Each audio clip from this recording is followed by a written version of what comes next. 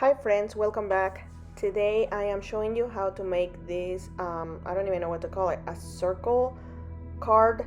And I am super excited because I drew and designed this stamp for Trinity Stamps. It is called a poinsettia and it is available for purchase now over at trinitystamps.com. I chose to play with some blue cardstock for this card because I was doing a live this same day that I made this card for YouTube, and I did a live on my Facebook page, which is My Life in My Craft Room, and I made it with red cardstock, and I wanted to see how it would look like with a different color. So here's the stamp, and I am just going to stamp it in some random areas of that cardstock. This would be a perfect project to use your paper scraps. It doesn't really matter too much the placement because I knew from the get-go that I was going to be trimming or die cutting a circle out of that blue cardstock. So I am just kind of envisioning where I want all of the poinsettias to be.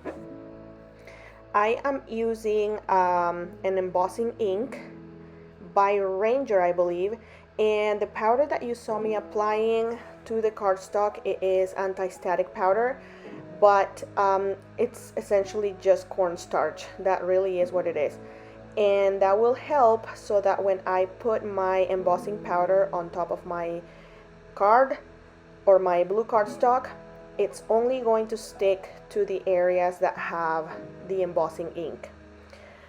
Kind of confusing, but the more you do it, the more it makes sense. So I am turning and switching and moving my stamp, placing it where I need it. And I do apply some powder in between each of the stamping. Now I'm almost done here, and I am about to apply some embossing powder. I chose to go with silver, and this powder is by Brutus Monroe because it's the only silver powder that I own. It's called Sterling, and it's really good. And I am just being very generous about it, putting it everywhere, making sure that every area of the embossed ink areas of the paper are covered. So very thorough with that powder, and I tap it a little bit on the back to get rid of any of the excess powder that I didn't want. And now I am heat setting it, and what this is going to do is just melt that embossing powder, and now it's going to be stuck to the paper. So taking my time, I did kind of remove a lot of the footage of things that were repetitive so that I wouldn't bore you all.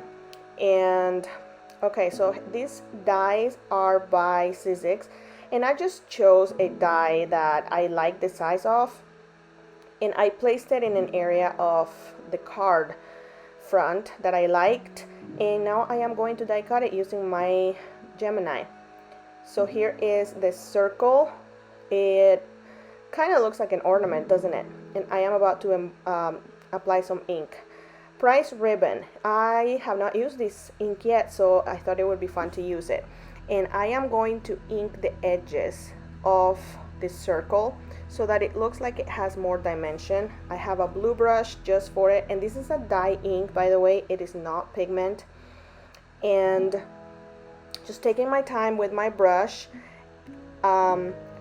adding some of that price ribbon ink all over. I am leaving the center part of that circle untouched. I want it to look brighter, and by doing that, leaving the center not touched with any ink and just inking the edges, it makes it look like it has more dimension. Now I am going to add a little bit of black ink. This is just a random black ink that I don't really care much for, so I use it for inking. And I am using a black brush because I don't like to contaminate my brushes with different colors, and I am applying it towards the outer edges of that circle, less than where I applied that blue. Now I'm going back with my blue brush and getting more of that price ribbon and just kind of blending, going on top of all of those black and blue areas that I just inked, so that it looks a little bit less black but more of a deeper blue, which is what I was going for.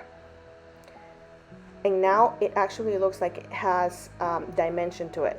I grabbed my little cleaning towel that I keep for crafts, and I am wiping the top part of the card to get rid of that ink on my embossed areas, and I am going to spray, well, not spray, splatter some of that mica spray on top, just very carefully.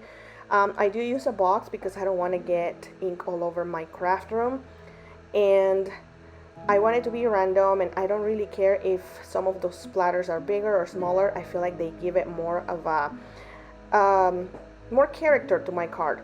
While my front panel is drying, I am going to work on making my card base, and I cut my regular cardstock to half, and then I'm going to score it at 4 1/4.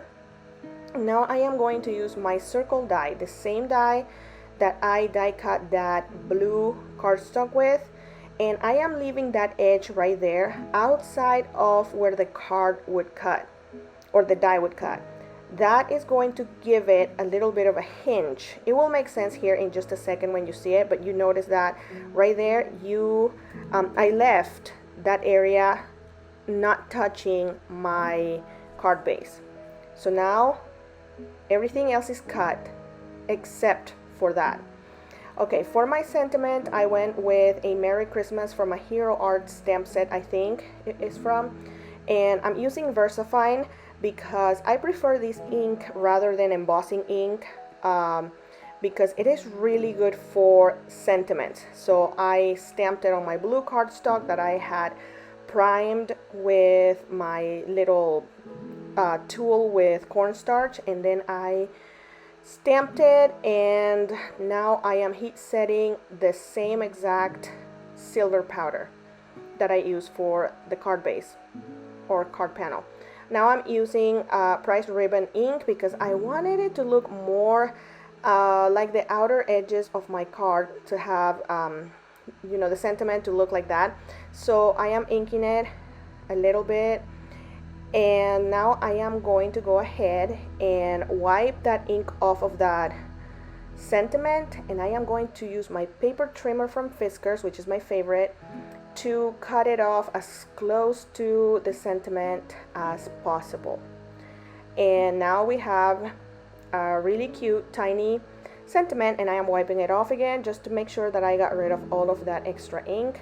I didn't like how the edges looked after I trimmed it with the paper trimmer, so I'm using my brush that I use for the blue ink without applying any more ink or grabbing any more ink, and I ink the edges of my sentiment to make it all look more uniform. I am adhering my panel to my card base. It fits perfectly, and now I am going to apply a little bit of fun foam with adhesive backing to it, to the back of my sentiment, so that it looks more popped, and I am almost done. I cut it so that it was thinner than my sentiment strip so that it wouldn't show, and now I am going to adhere it to the kind of sort of center, upper center part of the circle, and I am finishing it off with some embellishments by Trinity Stamps, and these half pearls, I don't know that that's what they're called, probably bubbles, I think. They are so cute. So I just put 3 of them in the color silver because they matched the rest of my embossing, and this was hard because I love adding gems to my cards, like the more the merrier, but it was elegant enough as is. And there you have it. There is your card, or it could be a little present tag or anything like that. I love the way it turned out. Very simple, very elegant. So that is it for me today. Thank you for watching. I'll see you next time. Bye.